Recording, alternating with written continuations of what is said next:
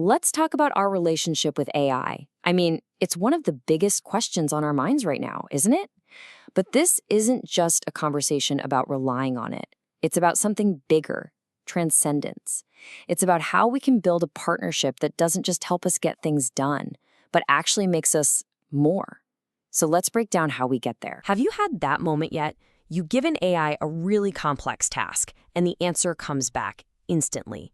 It's so fast, so complete, that it leaves you with this really strange feeling. Part awe, part, well, unease.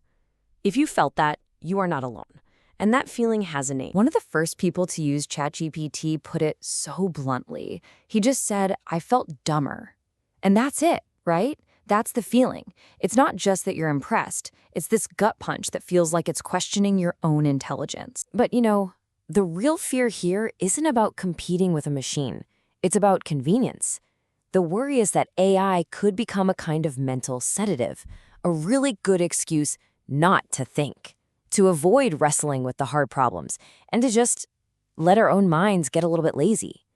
Because let's be honest, we always become vulnerable to the things we depend on. Okay, but is this fear, this idea that our minds might atrophy, is it really new, or is it just the latest chapter in a really, really old story about humans and their tools? Well, history shows a pretty clear pattern.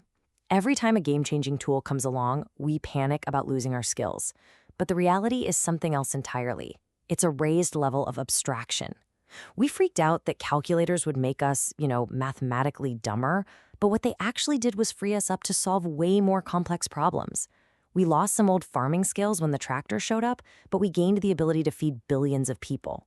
We're always trading one skill set for a higher level one. And this all gets to a fundamental truth. As one person put it, my essence as a person isn't diminished by my ability to use a specific tool.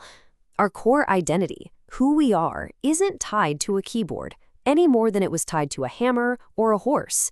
Tools come and go. We evolve. And you can see this exact same trade-off playing out right now.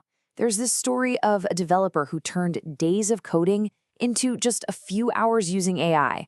I mean, an incredible productivity boost, right?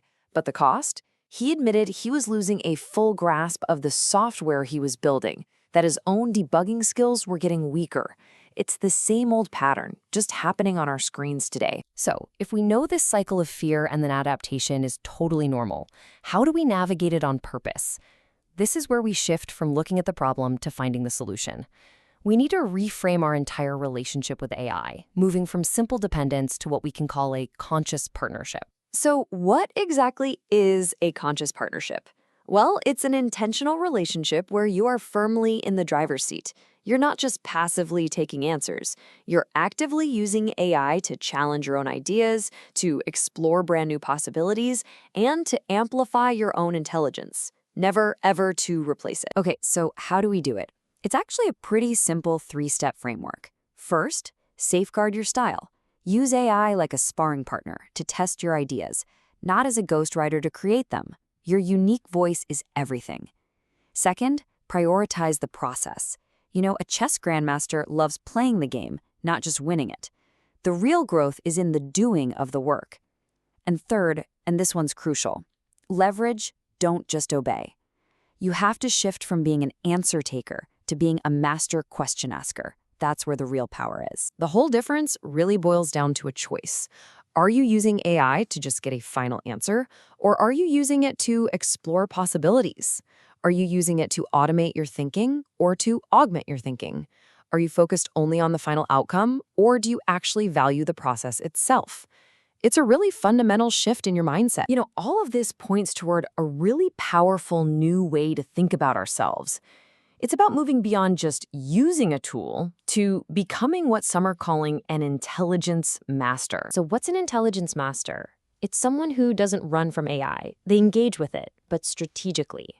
They make very conscious choices to make sure that as AI gets smarter and more powerful, it's amplifying their independence, their creativity, and their impact instead of watering them down. And in the end, it all comes down to this really powerful idea, a mantra that just captures the spirit of this whole conversation.